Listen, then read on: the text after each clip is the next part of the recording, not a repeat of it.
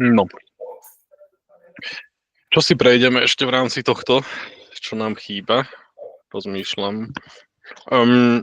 Ja sa pozriem potom na to, že ako definovať, čo sa týka nákupu, že či by sme vedeli v rámci skladu pri importe zadefinovať aj kto bude dodávateľ na tých produktoch.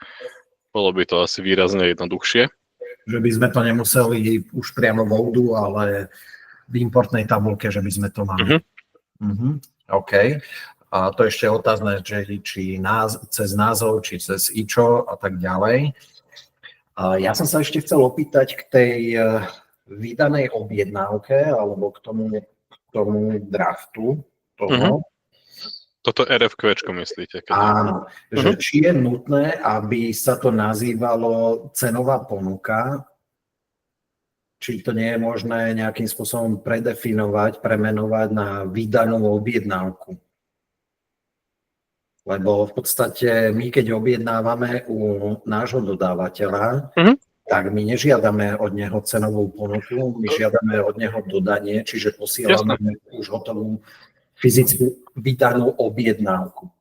No, vy to potom takto, aby to bolo ODU, proste má svoje štandardné kroky a to je, že najprv si robíte nejaký draft, takže toto RFQ je taký draft.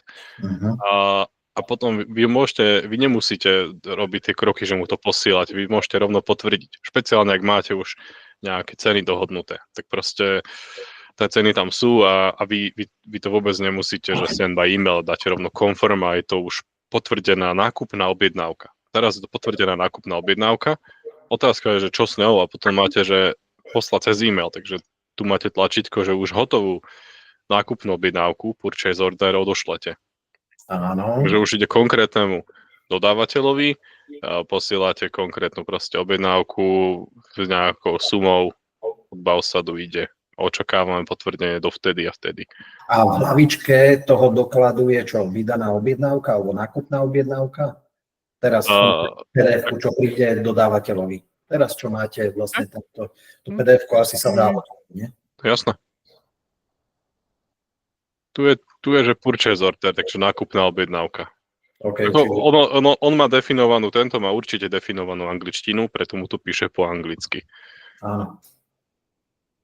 OK, čiže toto, keď budeme posielať dodávateľovi, tak uvidí vlastne nákupnú objednávku, tak zadefinované. Nie žiadosť o cenovú ponuku, ale... Ja rozmýšľam, odkiaľ sa tam dostalo toto. Toto je veľmi zaujímavé. To sa ide pozrieť, že jemu tam natiahlo strašné čudné veci. Lebo tam sú dodacie adresy nejaké? To je v poriadku, tu je... to je to... Nie, to je vlastne to, čo ti vpravo vyskakuje, hej, tie jednotlivé kroky. Nie, ja toto musím určite poslať programátorovi, toto sa mi nepáči. A neviem, či toto by nemalo prehodené naopak tiež supplier a customer v tomto prípade, nie? Však ja objednávam u niekoho. Áno.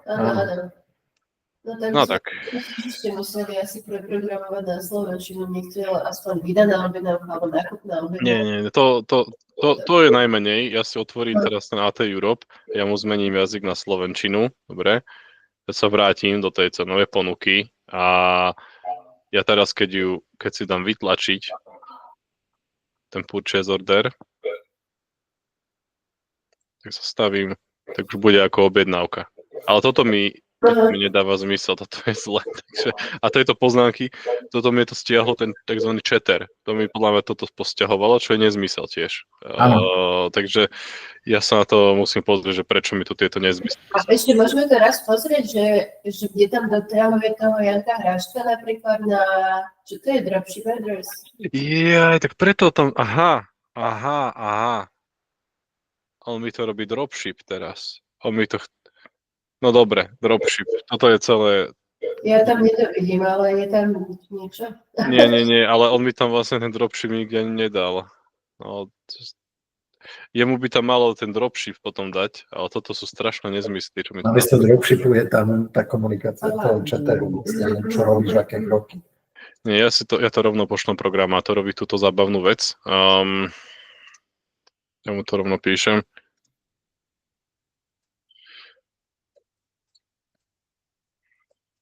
Mhm.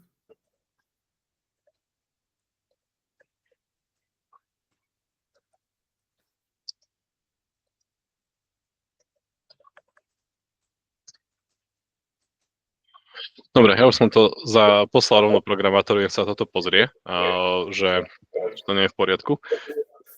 Ale a to asi ten dropship spravil, že mi tam dal tieto čudné veci. Keď sa na ňo pozriem, tak tu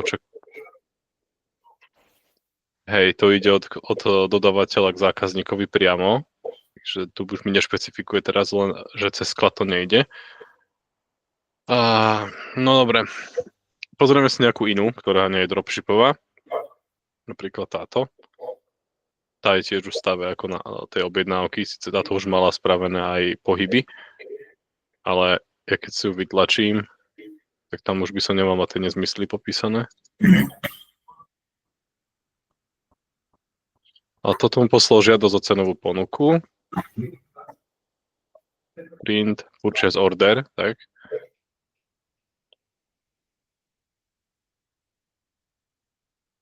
Dobre, tu mu prišlo normálne, len toto je naopak, zákazník a dodávateľ. To je zmetok. Dobre, takže to si prehodíme. Dobre, že sme si to prešli, tento flow. Takže to si prehodíme, toto nemá zmysel a tie poznámky tam určite naťahalo kvôli tomu, že ten dropship robil. Otázka, či toho idete používať alebo nie, ale tak či tak to musíme upratať, aby tam neboli tieto veci, to je čudo. No. To je veľké čudo, takže toto musíme opraviť. No a ten jazyk vám mení teda podľa toho, aký je definovaný jazyk na kontakte. Takže ak sa vám zdá divné, že vám tie kontakty mení jazyky, ja skúsim ešte spraviť to, že by som nastavil, aby všetky kontakty automaticky vytváral so slovenčinou, so základným jazykom. Áno.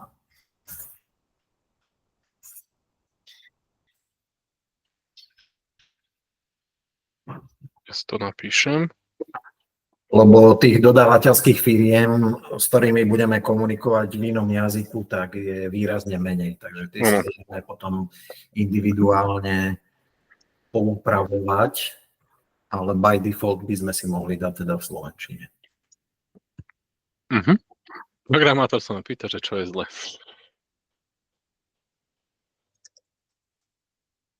Tak to uvidí.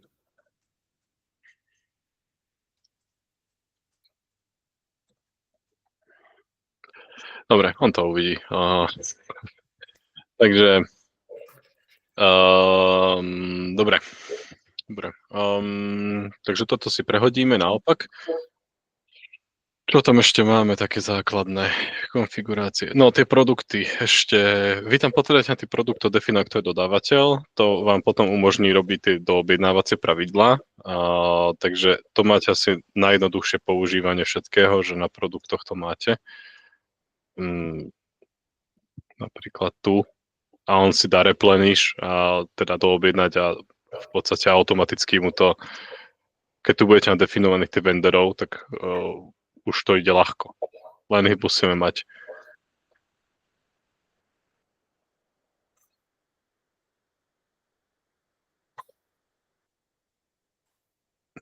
No.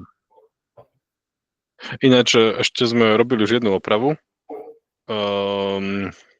Robili sme úpravu aj tohto import produkt variant z tohto nástroju, kde si nahrávame všetky produkty a programátor spravil teda tú úpravu, že keď má viacero produktov od rôznych dodávateľov, od rôznych výrobcov rovnaký názov, tak to vytvorí ako samostatné produkty. Takže toto si vyskúšame, či to funguje správne. Ja tam skúsim znovu naimportovať tie podložky pod podlahy, kde to vznikalo a či to už urobí správne. Pretestujeme, ale teda to sa už vyriešilo.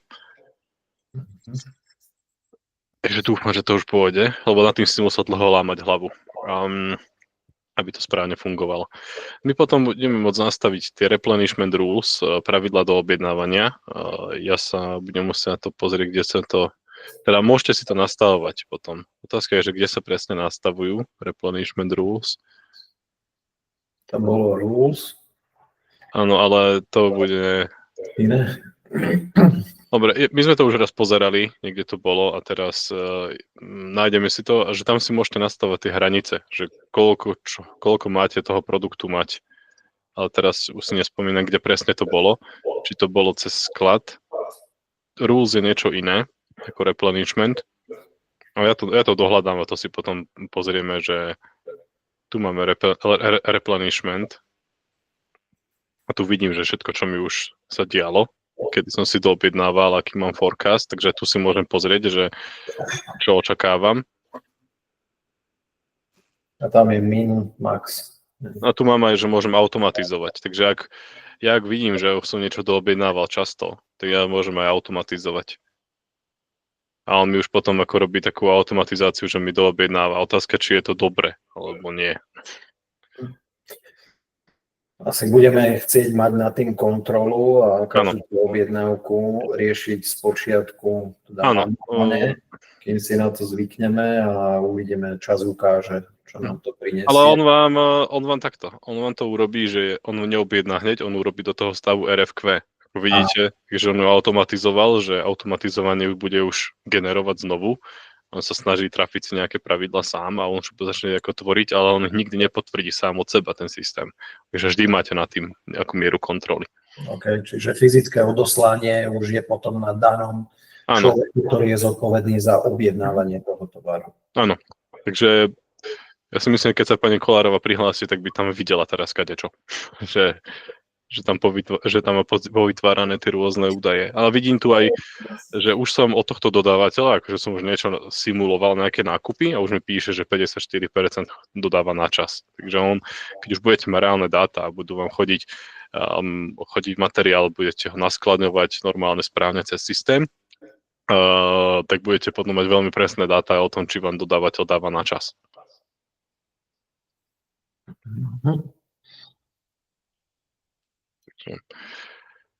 No a nie je to až také komplikované všetko.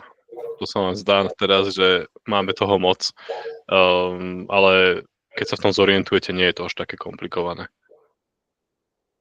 Len ja sa budem musieť pozrieť, že kde robím tie pravidlá do objednávania. To je, teraz som si to trošku zabudol, kde sa to presne robilo. Tu mám reordering rules, takže tu si môžem vytvoriť pravidlá na objednávanie. Takže priamo na produkte reordering rules vytvorím si nový a tu už môžem vlastne tie reordering rules si robiť, že čo idem doobjednať a on tu vlastne môže všetky varianty, každý variant môžeme ešte samostatne robiť. A môžeme stať, že kam to samozrejme pôjde. A tu si nastavím min-max pravidla. Takže ja mu poviem, že minimálne môžem mať nulu, takže že dovolím ísť do nuly a nedoobjedná mi viac ako čo aj 50.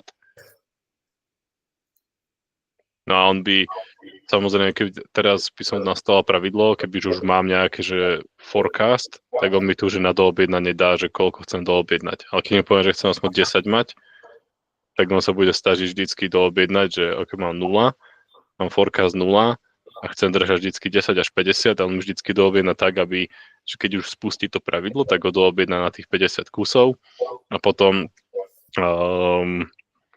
už vlastne bude vždycky si doobjednať, keď klesne po tú poistnú zásobu, tak si doobjedná, aby mal maximum. Ak by som mal objednávku na viac kusov, že budem mať forecast, že do mínusu až, tak on vlastne to všetko priráta k tomu, aby som sa dostal, že keď vybavím ten forecast, tú objednávku potvrdenú, tak sa dostanem na tých 50 kusov. A tu môžem vždycky, akože ja si môžem pozrieť tieto pravidlá a hneď si môžem kliknúť, že objednať. No a teraz nám píše, že problém, samozrejme, že nemám vendora nastaveného, nemám dodávateľa nastaveného cenu, takže nemôže mi toto spraviť. Takže musel by som zase doplniť na tých produktoch. Musím definovať proste, ja si musím definovať na tých produktoch, kto je dodávateľ a aká je cena, aby on mohol automatizovať tieto veci. A on vytvorí, a on mi vytvorí vždycky len to RFQčko. Takže ja sa pozriem na tu vždy o takéto RFQ a viem, že aj tu RFQ píše, že je tu 10, ktorých treba poslať a 5, ktorých treba poslať, 5, ktoré sú už zmeškané. Takže ja si môžem odfiltrovať a nekliknem a on mi ukáže, že tieto už predsa sa mali dávno objednať. A tu ešte treba poslať, to sú nejaké. No a to mi ukáže všetky. Ale môžeme pozrieť tie, čo som zmeškal. Rozmýšľam, prečo som to neposlal. Čo sa stalo. Takže máte také rýchle predfiltre, že vám tu pomáhajú s tým. Môžete samozrejme zrušiť všetky filtre, ukáže nám všetko, ale naozaj rýchlo proste potrebujem niečo, tak som odfiltrujem a aha, tuto sú RFQčka, čakajú a vidím aj, kto je dodávateľ a môžem nejakým spôsobom to proste zlúčiť, všetky tie objednávky jedného dodávateľa, že si ich proste poruším, všetko nahrám do jednej a pošlem iba jednu. Napríklad.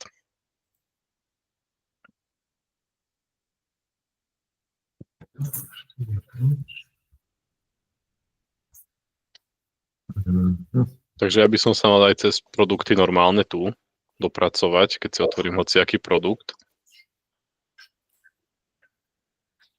A nie, tu mi ich nepíše. Takže cez nákup si môžem tie pravidlá iba robiť. Otázka, že či aj tu. Nie, dobre, takto. Nedá sa to priamo na variante, že na konkrétnom jednom variante, ale keď ste na tomto ako hlavnom produkte, ktorý má pod sebou varianty, tak na ňom môžete vytvárať tie pravidlá do objednávania. Preto som to nevidel, som chodil cez varianty. Takže vy si tu môžete robiť a už potom priamo na tom produkte si už môžete nastaviť. Ale to už zistíte, či chcete niečo automatizovať, že napríklad lišty, že chcete mať poistnú zásobu najpredávanejších líšt, tak si to nastavíte.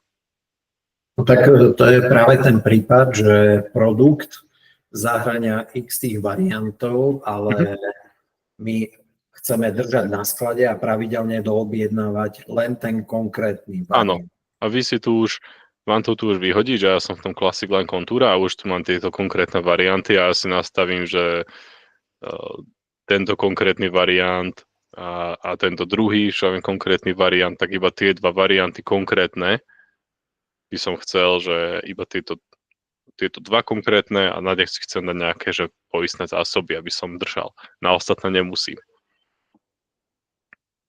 Takže to si viete už potom nastaviť. No, to potom bude držať automaticky. Ako náhle vám to klesne, tak on vám proste vyhodí RFQčko, vytvorí automatizovane.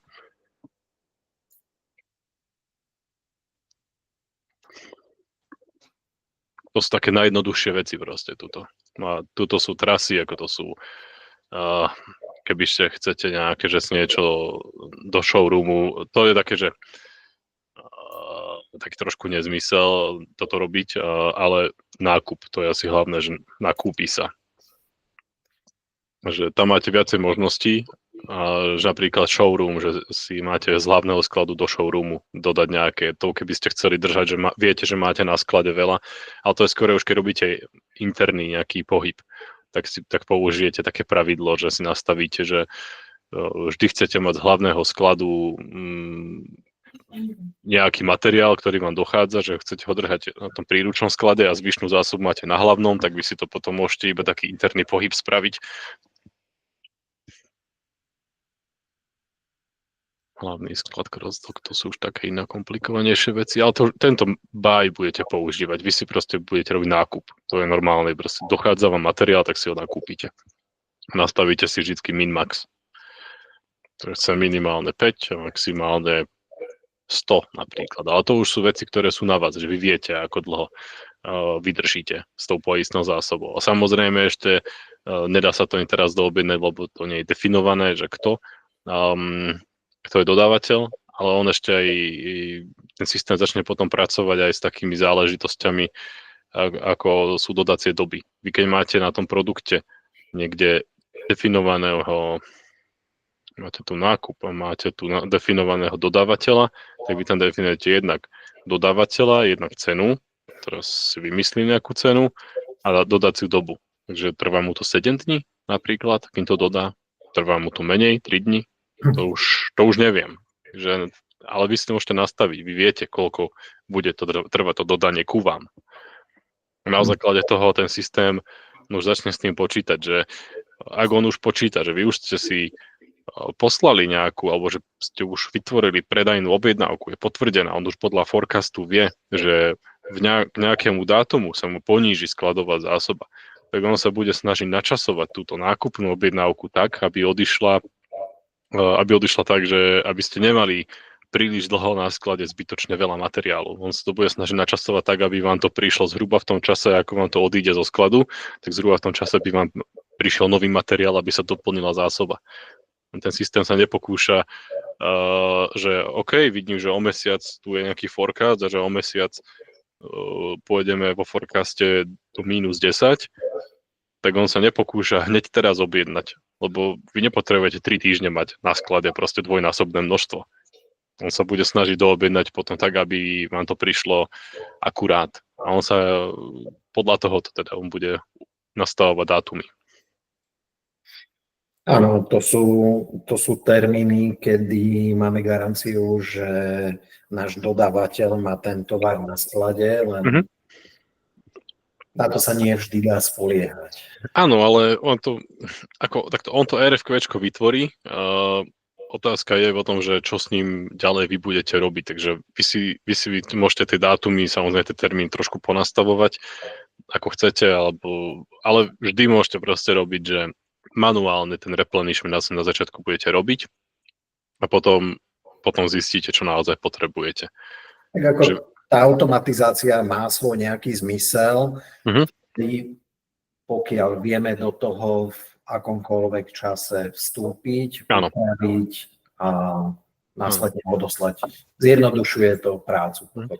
Áno, ono to ale zvyčajne asi bude prebiehať takto, že vy tu vidíte a vidíte nejaký forecast. Vy to viete aj, niekedy sa chce zoradiť, niekedy sa nechce. Asi není zoraďovať si podľa tohto. Hej, podľa ceny sa dá, ale podľa forecastu mi nechce. Takže to si ešte môžeme... Spýtam sa programátorov, či mi to vedia napríklad zoraďovať podľa on-hand quantity a forecast quantity. Ale takže vojdete sem a vy si pozeráte produkty a vidím, že forecast je -32. No tak to je problém. Proste vidím, že to je problém, lebo ja nemám vytvorenú nákupnú objednávku. Tak ja do toho musím vojsť a najjednoduchšie vojdem do toho a dám replenish. Ak mám definovaného akéhokoľvek vendora, teraz nemám, takže to je samozrejme zle, ale ak ho mám definovaného, tak ja si tu poviem, OK, ale tak už si objednám 70 balení a potvrdím. A to máte fakt na pár klikov. Toto každý predajca, proste každý bežný používateľ systému momentálne môže toto urobiť. Môže prísť a doobjednať proste. A on to už potom spadne do nákupu. Takže v nákupe to uvidíte ako takéto RFQčko. To je veľmi jednoduchý systém a už samozrejme tu je nejaký order deadline. Takže ja si myslím, že teraz po správnosti bude, že ak sa pani Kolárová prihlási, zajtra ona tu hore vidí nejaké veci, že čo treba spraviť. A on tu bude vidieť, že niečo je už neskoro, niečo sa robí dneska, niečo je v budúcnosti a budú tam svietiť proste rôzne položky. Takže bude vidieť svoje úlohy, čo má spraviť. Nevidí nič. Nevidí, pani Kolárová je prihlásená. Lost. Connection lost, man. Pardon. Nemám. Ani do budúcna, ani keď to rozkliknete, nemáte tam, že treba objednať RFQ? Že keď stratíte pripojenie na internet, tak nevidíte. No to nie. To treba ešte dotiahnuť. Dobre. Connection restored. You're back online. No, najlepšie je refreshnúť celú stránku a potom sa pozrie na to. Nie je tam nič. A to som si ešte pozerala nastavenie konta, že to mám istom časom.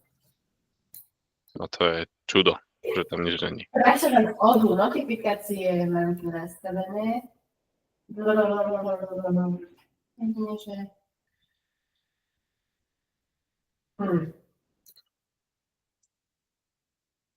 Nič.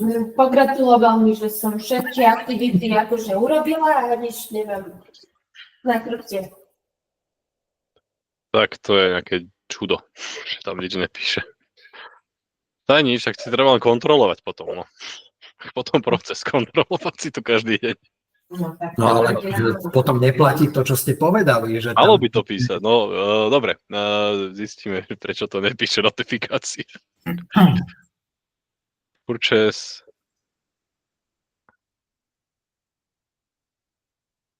Notifikácie. Dobre, to sa nám pozriem, že prečo to nepíše. Aha, ale vidím, že sa ešte neprihlásili pán Maďar, pán Škutil a pán Michal Hroš. neboli ešte prihlásení. Áno. WhatsApp. Dobre. Mhm. Vlastne tie minimálne a maximálne množstva, tie sa dajú normálne v sklade, operácie a replenishment. Tam to stačí len zadať. Hej. A V sklade cez produkt nejdete cez produkt variant, ale cez produkt. Dobre. A ja mám takto, že po kategóriách podelené, to pre mňa z nejakého dôvodu prehľadné, ale nie každému to tak sedí. Takže ja si zvolím, keď sa mi to pohne, ale nechce mi to už to chcel. Dobre, ja si zvolím nejakú podlahu a mám tu reordering rules, tak to sú tie na tú automatizáciu. A tu mám 5 variantov a ja na tomto produkt template idem, dám si nové pravidlo, mám tu tieto varianty, takže ja si môžem vyklikať proste pre každý variant nejaké pravidlo.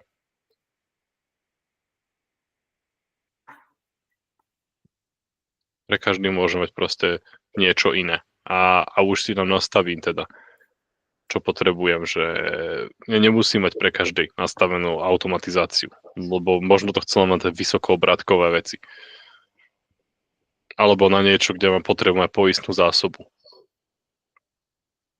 Takže neviem, možno práve také drobnosti, ako sú klince, alebo také materiály, ktoré okamžite potrebujem, že nie je vhodné to mať na objednávku, napríklad lepidlo, tak tam môžem chcieť poistnú zásobu. Ako sa rozmýšľať, že kde všade je to vhodné, alebo možno, aby ste nemali uviazané príliš veľa peňazí na sklade. Pri podlahách neviem, že ktoré podlahy sú najčastejšie, že ich máte, nemáte.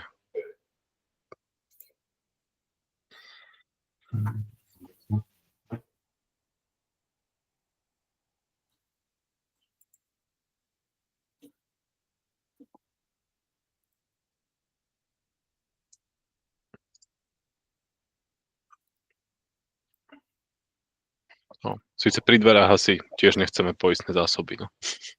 To býva asi tvrdo na objednávku.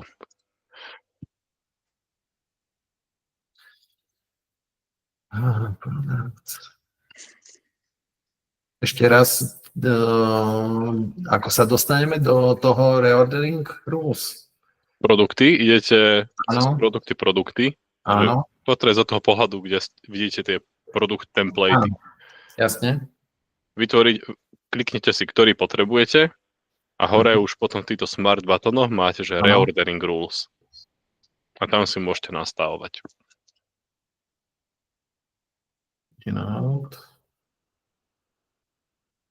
Posilník, potrebuje rules, predané, nakúpené, min-max. To je to min-max.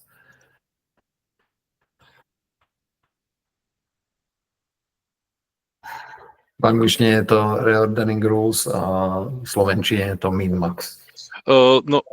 Reordering rules sú, že máte tu tie pravidlá. Vy keď si ho už nastavíte, už máte tie jednotlivé varianty, tak tu už nastavujete min-max quantity.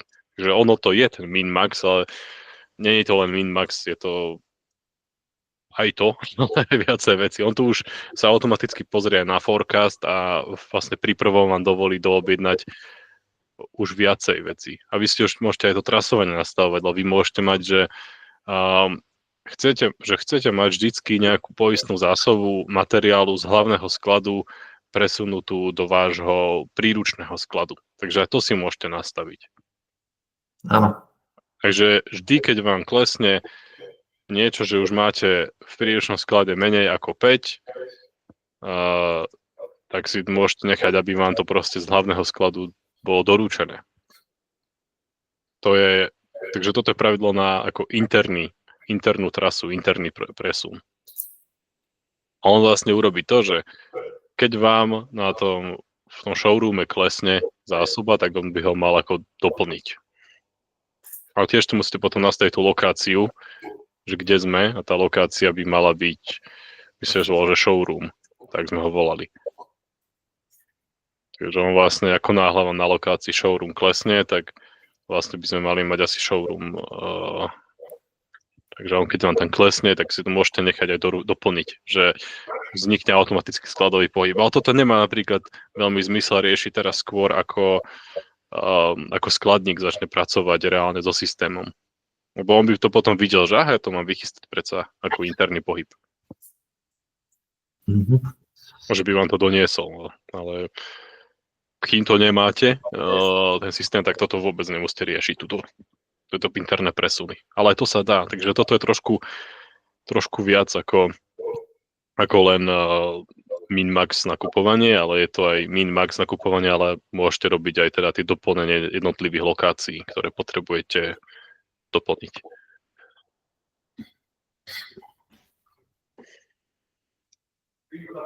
Okay. To sú také už ako veci, len samozrejme, podľa mňa vy to zistíte časom, čo naozaj potrebujete, čo nie. Že, čo doobjednávate.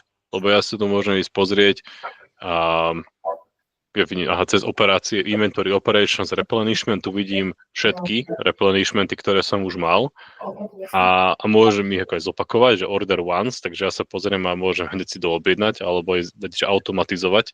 Otázka, aké to pravidlo vlastne on naozaj vytvorí potom. Že ja neviem, že nie som si presne istý, čo on vytvorí, alebo on asi začne automatizovať, tu už má nejakú kvantitu min-max, takže tu už vidím, že tu už nejaké pravidlo má, že on si už doobjednáva, už niečo vytvára. Ja som nastavil tú 30-ku. Tak to už preto si bude. A on tu vidí, že má forecast, keď sa pozriete, on má forecast minus 50 a má tu min-max nastavený a on sa snaží urobiť to, že doobjedná 80 kusov. On to chce spraviť preto, lebo on ste 50 do mínusu, takže on to chce spraviť tak, aby doobjednal tak, aby ste mali tých 30 kusov na konci, keď zrealizujete ten forecast. Takže tu uvidíte taký prehľad všetkého možného, čo sa akoby objednával. On sa snaží, napríklad tu vidí systém automaticky, že máte do mínusu všetko možné, takže on vlastne môžete ako po jednom doobjednať order once a on to sa snaží každý ako vytvoriť tu jedenkrát ten replenishment objednávku. Ja som teraz na tej položke dal maximálne 40 a automaticky navýšil na 90, len vy to ešte nemáte refreshnuté. Takže on tu vlastne sa sám snaží nájsť, že čo mu chýba a vy môžete automatizovať aj tieto veci aj tu. Takže ako náhle máte už porobené nejaké objednávky, nejaké pohyby, ktoré on očakáva ten systém, vy sa pozriete cez to Operation Replenishment a on vám dá tie produkty, ktoré reálne sa nejakým spôsobom už tu sú tu nejaké pohyby a treba ich doplniť. A teraz vy už môžete sa rozhodnúť, že aj tu už si nastavíte to pravidlo automatizácie. Ale už... aj tak vám neukazuje tam, stále je tam 30. A dali ste uložiť?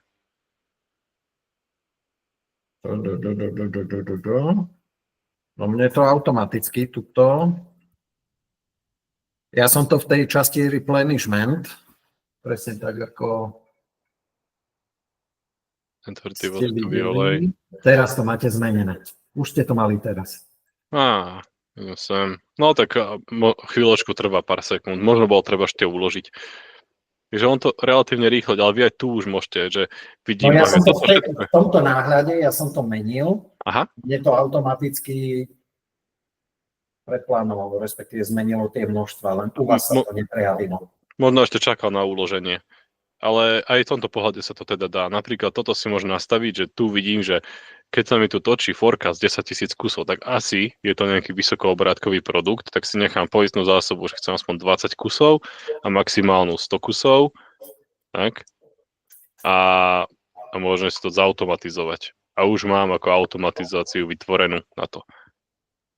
A on už mi odtiaľ to zmizol, lebo on mi vytvoril už nejakú tú objednávku na pozadí. Takže ak z tohto vyskočím, bum, idem do nákupu, a tak tu vidím, eškečam, treba toľkoto kusov.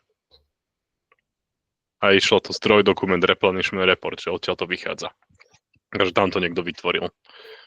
A keď si ju rozklikne, tak pozerám sa, čo tu je. A je to, že aj odúbod automatizovanie to bolo vytvorené cez to, že niekto tam klikol. Mhm. A on ešte urobil jednu vec, on sa pozrel, lebo on tam mal nejakú objednávku. On tam mal objednávku a on vlastne vyzerá, že k tomu iba doplnil, že on tu už mal nejakú objednávku na tvrdý voskový olej, jeden, a tu ešte doplnil nejaký iný a rôzne počty kusov mi tam nahodil. Takže on to ešte aj kvázi aj zlúčil, že k tomu dodávateľovi všetko dal do jednej objednávky. Čiže neberie to ako samostatné? Dá sa to určite rozdeliť, že vyhodím to a urobím samostatne druhú, ale vyzerá to, že on to tam doplnil, ešte s nejakým druhým to spojil a ak to ešte bolo v štádiu RFQ, takže on to tam môže doplňať. To není potvrdená. Keby už bola potvrdená, tak sa toho nechytá. Mm-hmm. Hej, táto bola vytváraná už cez nejakú automatizáciu dávnejšie. A ešte keďže nebola ňom odoslaná, tak do toho veselo pridal. Čo je v podstate v poriadku, no tak aspoň to ušetrí čas. Skonsoliduje. A ja ak to teraz potvrdím, tak už je proste potvrdená a už očakávam, môžem ju naskladniť. Takže ja povedzme, že všetko prišlo, bum, potvrdené a už je to na sklade. A všetko má naskladnené. Potom zase môže sa skladník pozrieť a tu picking a mal by tam vidieť tie. No on sa pozerá to všetko, čo potrebuje robiť, tak všetko, čo má done, tak to nepotrebuje, čo je cancel, to nepotrebuje. Takže on by si mal pozrieť nejaké, že to do iba. A on vidí to, čo treba spraviť. A on môže spraviť všetky, ktoré sú ready. A tie, čo sú waiting, tak tam ešte nebol prijatý tovar. Takže čaká sa na tovar, kým príde vôbec. A on sa môže teraz cez tento obrovský backlog začať chrúmať. No, dobre. No jasné, akože teraz to nemá zmysel, ale postupne to porobí. Ako je to robustné. Je toho veľa, je to robustné. Otázka, prečo to neposiela teda tú notifikáciu sem pani Kolárovej, to neviem. Ja to sa pozriem, že prečo nechodia z toho notifikačky. Ako prehľady aktivít. Nemá tam nič. No. Tak či tak, ako môžete minimálne vojsť, ako procesne, môžete vojsť do toho a pozriete sa, vidíte, čo je v štádiu na odoslanie a viete, že OK, toto treba spraviť ešte. Takže aj tak sa to dá procesne podchytiť. Ale ak teda máte dohodnutú zmluvnú cenu, máte ho zadefinovanú, všetko máte správne, tak proste aj ten bežný predajca môže už doobjednať tovar a môže proste odoslať tú objednávku. Že dá sa aj to spraviť. To bude vlastne taký štandardný systém, lebo tie ceny máme dohodnuté, málo kedy sa stane, že by sme mali inú ako dohodnutú nákladnú cenu, už je to len vecou kontroly pri príjme, či nám naozaj vyfakturovali takú cenu, akú máme dohodnutú. Hej, ale to sa naozaj rieši na základe faktúry. Áno, a to už potom vlastne nerieši ten konkrétny predajca, ale to už rieši niekto iný, keď niečo nesedí. Rieši to v podstate každý z tých predajcov, ktorý má na starosti príjem, objednávanie tovarov, takže v podstate okrem skladníka prakticky všetci. Okay. Takže oni sa potom zorientujú v toho, či im to sedí, nesedí. Keď im nesedí, tak sa to rieši. Áno. Preto potrebujeme, aby všetci vedeli objednávanie tovaru, príjem tovaru na sklad. To si vedia. Áno, všetci majú presne tieto veci majú, ale napríklad nemôžu si bežní používateľia svojvoľne meniť nejaké veci typu produktovú kartu. Oni si ju nemôžu bežne meniť sami. Že to je zámerne nastavené, že oni proste tam nemôžu len tak ísť a meniť si tam ceny a kadečo. A hlavne je tam stráde pozor na to, že čo sa tu deje, lebo táto cena, čo je definovaná tu, neznamená nič. Cena až na variantoch reálne niečo znamená. Ale cena pri dverách myslím, že nebola definovaná zatiaľ žiadna. Tam to je také vysoko špecializované, že ako sa vystáva ten variant tých dverí. aj tak akože nemali by svojvoľnú tú cenotvorbu ovplyvňovať. Nevedia tú cenu ovplyvňovať pri príjmaní objednávky konkrétnej. Áno, oni keď vystavujú objednávku, tak tam ešte tú cenu vedia ovplyvniť, takže on keď vlastne ide a robí tú objednávku, tak on to ešte v cenovej ponuke, on vlastne tu ešte môže tú cenu upravovať. Takže tu vidí, že táto cena je predsa nezmysel, tak tam musí niečo napísať, nejakú normálnu cenu. A ešte môže nejakú zľavičku tu dať, dáme 3% zľavičku, proste môže ešte extra zľavu nahodiť. Čiže zmeny per doklad vedia robiť, ale nevedia robiť systémové zmeny. Áno, na skladových kartách nevedia robiť zmeny. Okay. No a keď budete mať už definovanú aj nejakú cenu, nákupnú, náklady na tých skladových kartách, tak vám reálne začne počítať marže. Takže teraz samozrejme píše nezmysel, lebo máte napísané na tom produkte 0. Ja by som mohol ísť a pozrieť si nejaký produktový variant, tvrdý voskový olej, ten je taký obľúbený a tu mám nastavenú nejakú cenu, nejakých 20 za jednotku. To neviem, či je správna cena, alebo nie je proste, ale mám tu už niečo definované, takže je to nejaký 30-32 olej. A ak skúsim urobiť, ho predať, kde ho mám, čo to je? Tu mám produkt variant, dobre. 30, čo mi nechcem jesť. Tvrdý voskov, však tie majú všetky už definovanú nejakú cenu. Tak on mi tu píše maržu. On už počíta, ako má maržu na tom reálne.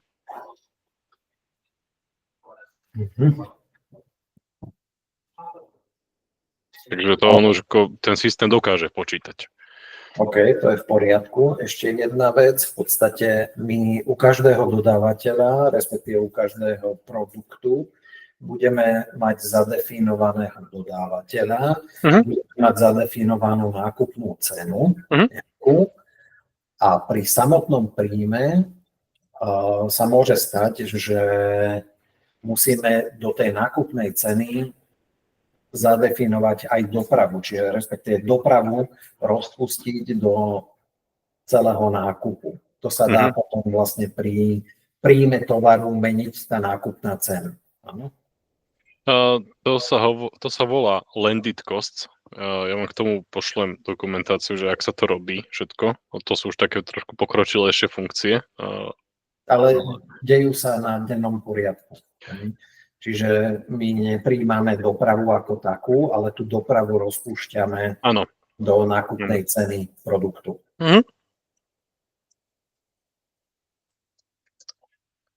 Tak, do landed cost a vám to prepnem, vám to potom aj pošlem, to je dokumentácia, že ako to správa. Takže do oceňovania sa proste musí dať checkbox landed cost a potom môžete už tú cenu dopravy rozpustiť do toho. Len vy si to potrebujete nastaviť, tu máte potom riadky faktúry, dostanete tú účtenku a si vytvoríte tú účtenku a už tam máte, že máte nejaký produkt a máte tam dopravu a tú dopravu označíte, že landed cost a on rozpustí do tých. Takže to sa dá, správne to rozpočíta. Samozrejme, treba to správne nastaviť. Ale toto je presne to, čo som niekedy spomínal, že takéto, to už je dosť akorátne komplexná funkcionalita, čo z tie účtovnícke a ekonomické záležitosti, takže ak by ste v tom potrebovali zaškoliť poriadne do toho, ako nastavovať tieto landed cost a tak ďalej, tak potom je to niečo, čo by sme vám ako odporúčili s ekonomkou z Fintaxu, tá, čo aj s vašou pani účtovníčkou sa bavila o rôznych veciach. Takže on potom tam to ako padlo, že sa to nebude robiť, lebo pôvodná vízia bola, že to účtovníctvo by mohlo ísť cez to, ale sa to padlo, takže vlastne sa to nejako neriešilo. Ale ak chcete s nimi akože konzultáciu, tak vieme to vybaviť, aby vám oni proste vedeli všetky tieto veci vysvetliť veľmi dobre, ako to funguje. Lebo ja ako tým, že oni robia tie účtovnícke veci a ekonomické, takže oni sa v tom naozaj vyznajú, vedia vám veľmi dobre vysvetliť, ako to nastaviť a ako si nastaviť oceňovanie skladov a takéto záležitosti. To som myslím, už aj minule spomínal. Ako, ja vám viem k tomuto poslať dokumentáciu, viete sa s tým pohrať, že ako si to ponastavovať všetko. Veľmi dobre, akože dá sa to všetko urobiť. Je to trochu piplačka, kým si to nastavíte, ale je to, že ak chcete naozaj veľmi dobre mať tieto informácie podané a zaškolené, tak moje odporúčanie je teda baviť sa s niekým, kto tomu naozaj rozumie a naozaj to nastavuje bežne u klientov, ktorí majú to účtovníctvo vedené cez ODU a vlastne síce nebudete viesť účtovníctvo cez ODU, ale tie operácie, tie náklady a oceňovanie skladov a všetko vlastne, to je veľká časť, ktorá do toho spadá. Že by ste to vedeli urobiť. Vám pomôžu nakonfigurovať tieto veci. Že ja vám viem poslať minimálne tú dokumentáciu. Okay. Ale už potom, že naozaj, ak si budú chcieť, ak si bude chcieť aj pán Hroš prejsť s účtovníkmi, čo všetko v tom účtovníctve vedia spraviť a ako to čo najviac prispôsobiť, aby sa to čo najviac kamarátilo so systémami, kam sa to všetko bude nejakým spôsobom exportovať, aby ste to mali čo najviac zladené, tak to je dobré už sa baviť s účtovníkom teda. Tu už narážame na tie limity, že ja proste účtovník nie som, takže ja sa pozriem na ten dokument a vidím, že OK, tento purchase order vidím, že toto mi nesedí, že toto je nezmysel, toto je technicky alebo logicky je to nezmysel, takže to musíme prehodiť. To sa pozriem a vidím. A viem, ako to mám upraviť, že čo treba spraviť, ja sa potom porozprávam s tým programátorom, ale čo sa týka toho, že čo sa kde ako účtuje a oceňuje a tak ďalej, tam ja už tam narážam na tie limity svoje. Ako ja rozumiem účtovníctvu. To nie je odborný, nemôžem vám dať dobrú odbornú radu, lebo fakt nie som doma. Ale tú dokumentáciu vám môžem poslať určite. V tom veľa vecí zistíte, ako to robiť. A tu, že všetky landed cost, tieto náklady musia byť ako služba. Informácia dôležitá.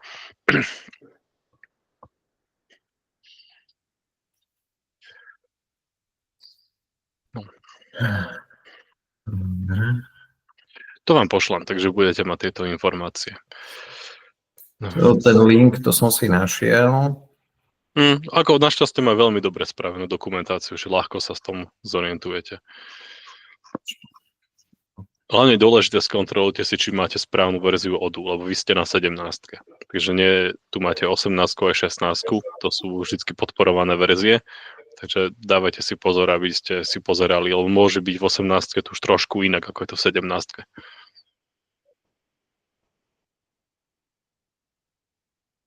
Niekto tu vypisuje.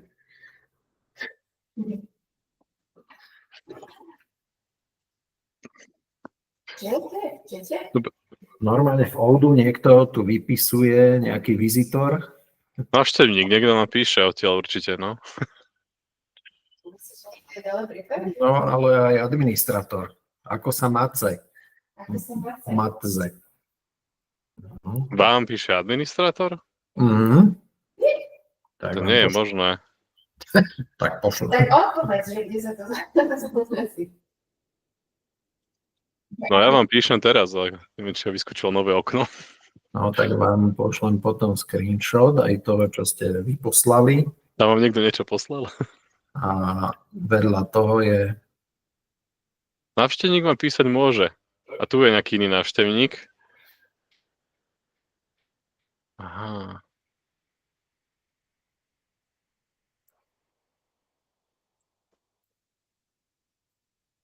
Takto by vám to malo písať, návštevník. A keď vám píše nejaký interný používateľ, tak má normálne meno. Môžete si s ním písať.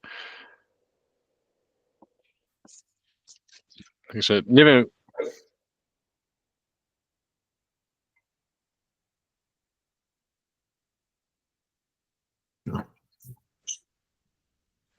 To je nejaké čudné, naozaj.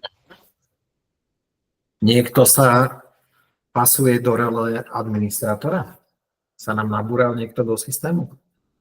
Jedine, ak by sa... Nejak skoro. Nie. Jedine, ak by sa niekto pripojil s kolegou ako administrátor a písal tam, ale...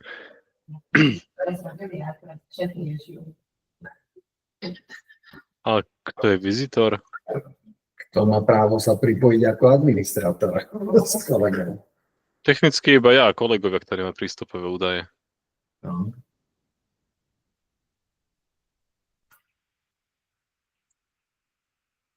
A to je zvláštne. Skúste to čeknúť. Ale ten vizitor ma poslal. Na to sa musím pozrieť. Nemáme takého používateľa, ktorý sa tvári, že je vizitor? No mňa skôr trápi ten administrátor. Nie, že by sa zrazu Pauli pripojil a... No však počkaj, veď aký ti...